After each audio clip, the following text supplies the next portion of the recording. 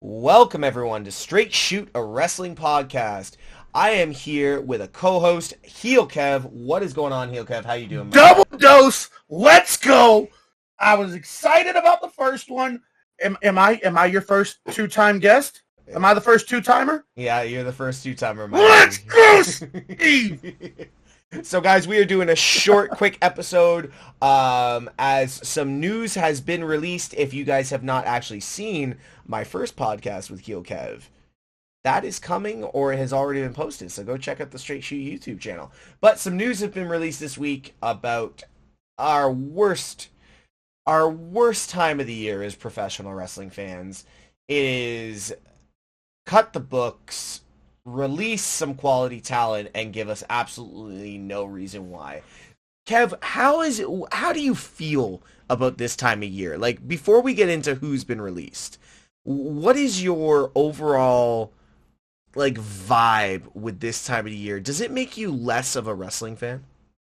It makes me a nervous wrestling fan because you spend all year, and I know especially over the last year and a half, sporadically we'd get everybody would get, those notifications on their phone. Sean Ross Sapp and the Fightful Select have sent out a new tweet, and you'd run over and you'd check, and it'd be this laundry list of people that were released. But almost regularly around WrestleMania season or after WrestleMania, you get a set of releases, and it doesn't make me upset to be a fan. It makes me worried, especially with the last couple classes of releases. Guys like Alistair, after they spent so many times vignetting him. Braun, even though I wasn't the biggest fan, they put a lot of stock into him, and so many other people. You could almost kind of guess who the releases were going to be, but now you just have no idea. Now they're just so sporadic across the board, you have no idea who it's going to be. So it makes me nervous to be a fan, and I think for some people, it stops them or kind of makes them hesitate on getting invested in certain characters because you don't know who's going to be here in the next season. It's like we're watching Game of Thrones. Yeah. No, and I honestly, I really agree with you at all points. Like, especially when they're pulling so much from NXT. Like, I can think personally of a lot of people on the main roster that you could just say, okay, on your bike, you'll do better elsewhere. But when they're but you got to get rid of Triple H's NXT class first. Exactly. Those are always the first ones to go. Exactly. So, and this is what concerns me about watching and investing my time in NXT, because you want to build yourself around those characters. You want to come up with those characters. You want to really grow and watch them evolve. Not talking about Evolve Wrestling. I'm talking about Evolve. But let's go into the list of names. And this list doesn't hurt me as much as the last few has or have. But there are a couple of names on here where I'm like, wow. Agreed. Wow. Agreed. So I'm going to start with Raylan Divine, Mila Melania, Draco Anthony, who I believe Draco was doing some good almost like 205 style wrestling, which is great to see. Sanjan George, I believe she was like the first Middle East Indian female under contract with WWE. I could be wrong, but I'm pretty sure I'm right on that one. Persia Parata. And then we're going into what I would say is the big names. Malcolm Bivens, who was leading the tag team or the faction Diamond Mine, I believe. Yeah. Great on the mic. Great mouthpiece. A very much a MVP in training, we'll say. Incredible character. Then we're going into the ones that I can't believe I'm actually reading these names. Like a Band-Aid, Steve. Let's go. Yeah. There's Dexter Lumis, Paige Prinzavali, who was actually very, very good. And then Dakota Kai. Oh, and oh shit. How can I forget Harland? Harland, Parker Boudreaux, who was being billed as virtually the next Brock Lesnar. What the fuck? Why? So two things really quick. I want to apologize to everybody watching. If it looks like I'm distracted looking at my phone, I'm checking my baby monitor. My son's asleep, so I apologize if you guys are watching and I looked a little distracted. But, you said we were going to talk about these releases, and if anybody watched our previous episode, if it's up or not up yet, the can in here was green. Yeah, it's a blue can now because I needed something stronger when we started talking about these. So, cheers, buddy. Let's just go and get this out of the way. I agree with what you said. This wasn't the hardest hitting release list, but there were definitely some that you just look at and you're like, why? Mm-hmm. And I'm gonna steal a page out of Steve's book, and I'm gonna shoot a little bit here. It is very well documented that WWE has had their most profitable year, if not in their history, which I'm pretty sure it is, but in a very, very, very long time. So you are openly telling everybody we're making more money than we've ever made, but we got to do budget cuts. We got to slim the books. We got to do this. Why? Let's be honest here. Let's call it what it is. You're not doing budget cuts. You have amazing talent that you don't know what to do with, because now to be on your writing staff, it is no longer a requirement to be a fan of the product. It's more worried about, can you get my coffee order right, and do you watch reality television, and can you bring that here? And you don't know storytelling, you don't know psychology, because if you knew storytelling and psychology, Dexter Lumis would have had a rocket strapped to his back years ago. Yeah. Whew! Now that that's out of the way, yeah. Dexter Lumis was one of those ones. He's like a Fiend-esque character. For me, I'm not saying he's on the level of the Fiend. I'm not saying he is as good as the Fiend or Bray Wyatt. Let's call him Bray Wyatt. But he had that aura around him. He had that. He could play into that like supernatural or more like that Dexter style character.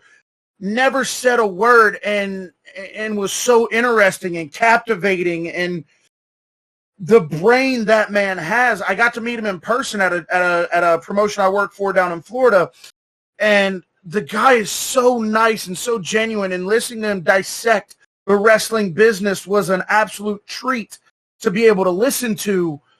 And it's just like, how do you not have anything for this man?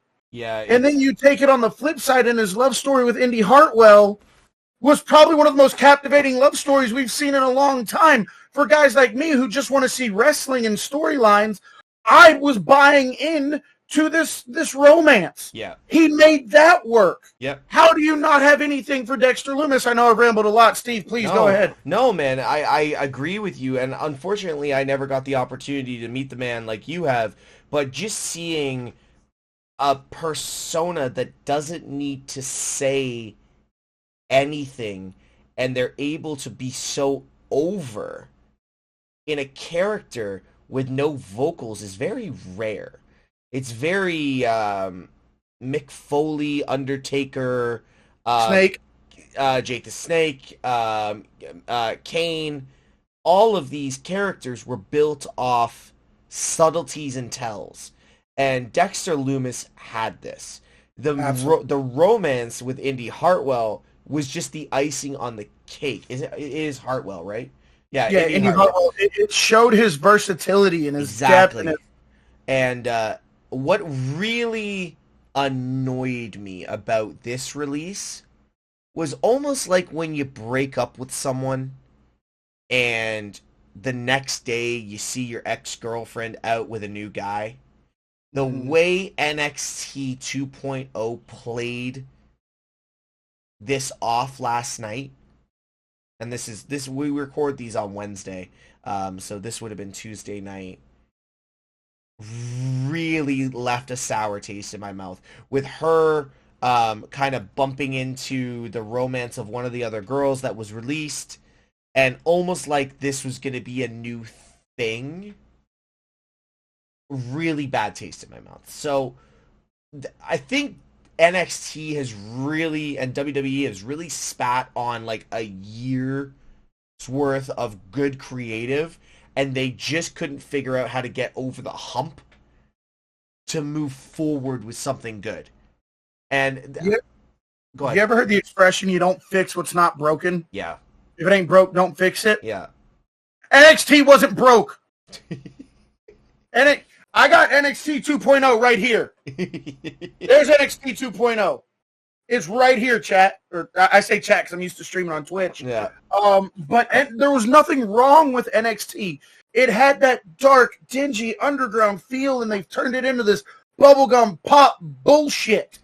And I hope you guys have heard the Ember Moon interview, because she summed it up better than I ever could. Yeah. And it really shows you the turning of the tide, the passing of the torch from what NXT was to what NXT 2.0 is. And look, if you're a fan of NXT 2.0, I am glad that you found something you enjoy about it. I'm glad that you have something in pro wrestling that you like. I am not shitting on your opinion whatsoever. I'm just giving you mine. If you disagree with it, that's fine. We can disagree and still have a conversation. Yeah. Me and Steve do it regularly. All the time.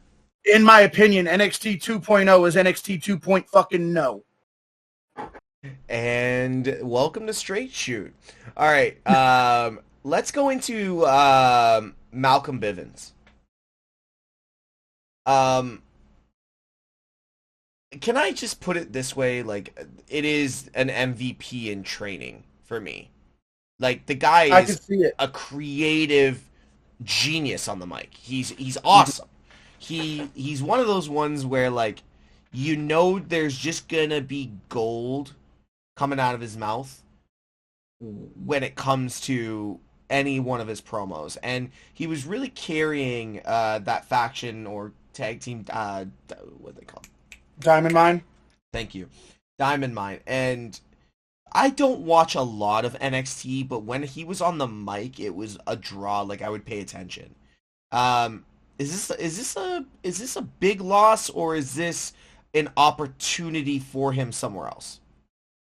I think it's kind of both. And I don't mean to bring up, the other show, but one of people's biggest criticisms with AEW is not everybody needs a manager, not everybody needs a faction, not everybody needs a team. In WWE, more people need mouthpieces, yes. More people need managers, more people need valets, and here's the problem that I see more times than not. Some people feel like being a manager means you're just walking out to the ring, standing there, and walking back. That is not the case. A manager role has so much more to it, and I feel like he got that. I feel like he understood that. I feel like he played the role very well. So I think it is a loss to WWE for the simple fact you have a lot of people on your roster.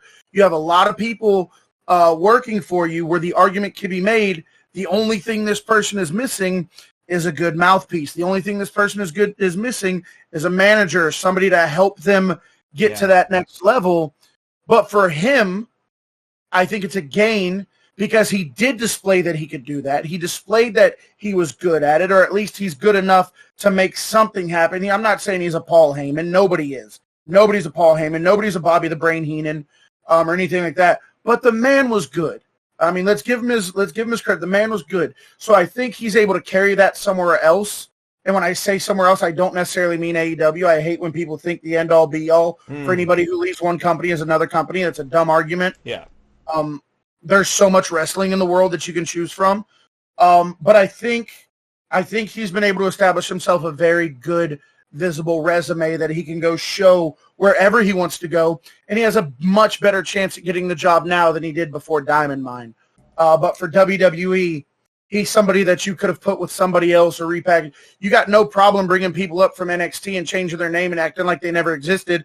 Do that with him, put it with somebody who needs it, and let's see where it goes. Yeah, it's kind of funny. Like, while you were talking, he gives me very much Jay Lethal vibes.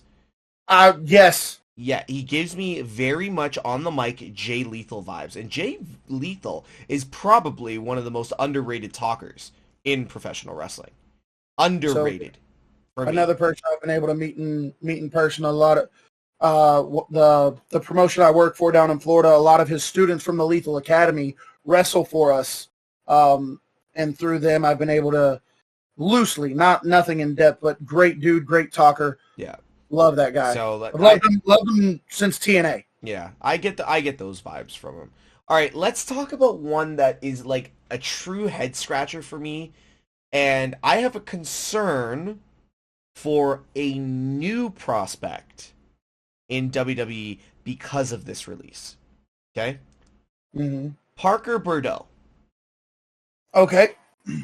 Billed and maybe by the fans, maybe by the know-it-alls on like, you know, the Fightful and Sean Ross and the other guy that I don't like to mention. Billed is potentially the next Brock Lesnar with his quality and in-ring style and his build and just his overall persona. Is this one of those ones where you're like, was there something in the background happening? Because the kid was good. Mm-hmm. He had the look. He had the ability. His mic skills are very much Lesnar quality. What happened here? You know, I don't like to speculate on things that I don't know, and unfortunately, we're not privileged to the locker room or what happens behind the scenes. We only get what we're shown on television. I will say this, once again, I don't know if there was any issues or problems or if there was something behind the scenes that we didn't get. What I do know is that WWE is no stranger to building somebody up, giving you all the reason to be invested in them, drawing you in for weeks, if not months, and then they're gone. Yeah. You never get the payout. Aleister Black. Sorry, I got a little scratchy. But anyway, I don't know if there was anything going on. I have no reason to believe that there was, but I do have reason to believe that WWE just likes to make cuts. Or it almost feels like they enjoy it at this point. One thing that sticks out to me is everybody who was employed under the Triple H regime seems to be first on the fucking chopping block. Yep, and I agree. So my next question to this particular release is, should Gable Stevenson be concerned? Because Parker was given, or whatever the hell you want to call him, Harland, was given this same treatment, not as much on the WrestleMania stage, but he was billed very much similar a couple of years ago to Gable Stevenson. If Gable Stevenson does not perform in the next 2 years, do we see Gable Stevenson on this list? You know, I think we see Gable Stevenson on this list. I think we see Ridge Holland on this list. I think we see Pete Dunne on this list. I think we see a lot of people on this list that we know don't deserve to be on this list. I don't want to speculate too much, but I will say this. When it comes to WWE's releases, and I can only base it off of, you know, who's been released and how much stock they put into them. You know, you look at guys that have been released like Braun, The Fiend, Aleister, people like that who they put a lot of stock into and showed that they have no problem cutting ties with, and stuff like that. I think everybody needs to be worried. Not just any one person in particular. I think everybody needs to be worried, but I think what Gable Stevenson has that's going to save him is that gold medal. I think they like the legitimacy that he brings to the sport.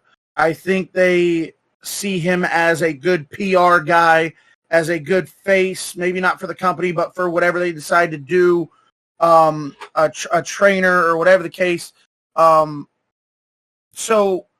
I think he does need to be worried, but not as worried as other people need to be. Fair enough. And the final one on the list that hurts me. I gotta stand up for this one. When I stand up, I get mad. Well, all right, you can't see my face. I'm No, gonna I sit back can't down. see your face. Anyway, I thought that was a good idea. Bad idea. This one really hurts me. Dakota Kai. I can name 5 women on the main roster right now that I would release over Dakota Kai. I can name 5 women. Actually, I can name 10 talent on the main roster that I would release over Dakota Kai. Dakota Kai has been your staple, one of your staples, in NXT for, what, are we going 5, maybe 7 years? 5 years. Yeah. She's great on the mic. Yep. She's a phenomenal in-ring performer. And has hardly any injury issues. Yep. This cannot be a we don't have anything for you because she was just forming a new alliance like 2 weeks ago. Rekindling an old one, I thought. Yeah. Yeah. So, but then Raquel got called up to the main roster. Then why the fuck have they not called up Dakota? Here. We've had this conversation, bro. 2 things Vince don't give a shit about: women's wrestling and tag wrestling. I get that, but first person that I am releasing before releasing Dakota Kai, Dana Brooke. Yeah. I couldn't agree more. Dana Brooke has not worked for years. I'm sorry, I'm gonna shoot. Natalya has not worked for years. She might be a big presence for the women wrestlers in the back, but she doesn't work. I'm going to shoot a little further, and I'm going to get ruined for this. Shayna Baszler has not been given the opportunity and has not worked for years. And you release the likes of Dakota Kai, who could come in your women's tag division and be teamed up with the likes of Alexa Bliss, with the likes of... I was thinking that, dude. With Sonya Deville, 2 Savages. You could have her with... hell, if Liv isn't going to work in the main event spot, team her with Liv. How about this? Bring her in as the Darkness in Judgment Day. And have 2 women, Rhea and Dakota, under Edge, going for the women's tag titles. There is so much for Dakota Kai to do. Why? Kev? So, we spent a lot of time talking about versatility. And you got to think of Dakota Kai, whether it be singles or tag team, baby face or heel, whatever the case may be, she always owned every bit of it. When I sit here and I ask you, give me some of the biggest heel turns in NXT. The first 2 that come to mind for me anyway is Ciampa on Gargano and when Dakota Kai absolutely kicked Tegan Knox's head off. Yep. Those are my 2 biggest heel turns in NXT. She's shown that she could do this.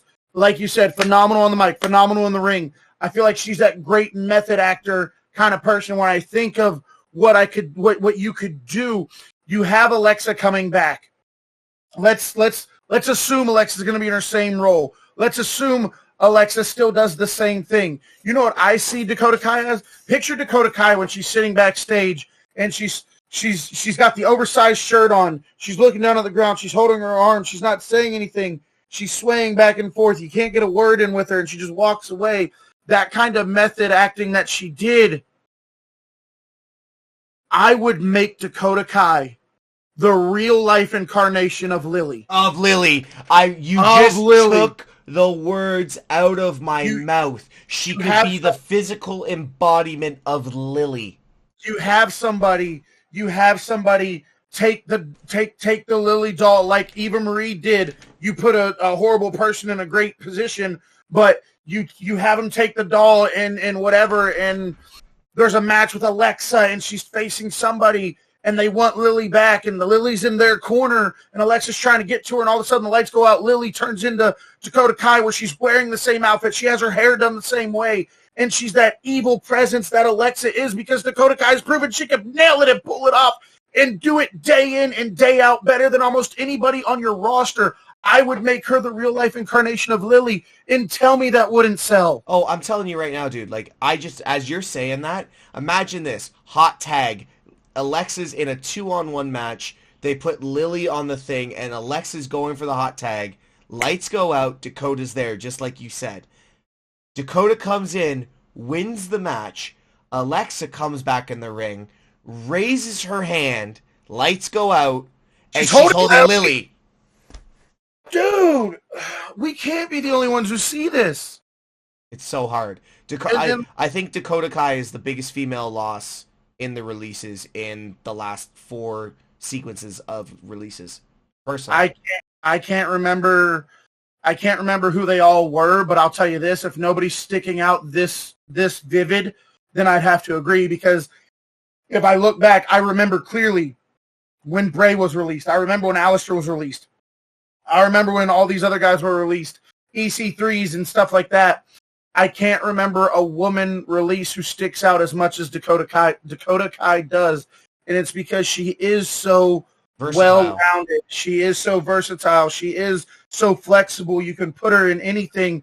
And now that we're sitting here talking about it, I wish we would have gotten to see Dakota Kai as the real-life incarnation of Lily, almost how they did the Festus role, where when the bell rang, he was this monster, and then when the bell rang, he was just this. Yeah. You know, when the bell rings, she turns into Dakota Kai, and then when the bell rings, it's Lily, and I think they could have made money with that, dude. That's money. You have them win the women's tag titles, and then you put a toy title on the Lily doll. Yep. That's money. And creative probably the creative probably never thought of that. Anyways, man, to get back on the point, some really off releases that were just like, okay, they weren't really doing much. We weren't too sure who these wrestlers were. And then some really big releases, again, of pure potential. All I'm going to say... biggest loss out of this class. Yeah. The only thing I'm going to say about this is, as a professional wrestling fan, this day where you get the tweets of releases hurts. I hate it. I hate it. And to any of the wrestlers and any future wrestlers or any past wrestlers that might come across that, like, just understand that we feel this as much as you guys do. It's like a part of us is taken. So I wish literally, and I don't want to say it the WWE way.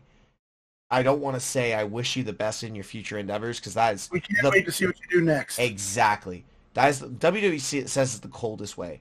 What you are going to do next is going to create magic. So I wish all of those wrestlers the best, and I feel bad for any of the wrestlers on the chopping block next. If I can just play off of what you just said, if any chance in the Straight and Shoot podcast, ever since, getting on all these platforms, you guys have reached such a massive group of people all over the world. If by any chance any of you stumble across this, maybe you've seen them on TikTok and you came over here and you found, the other stuff. But if any of you ever see this, I know you know this. I just want to take a chance to say it as a wrestling fan.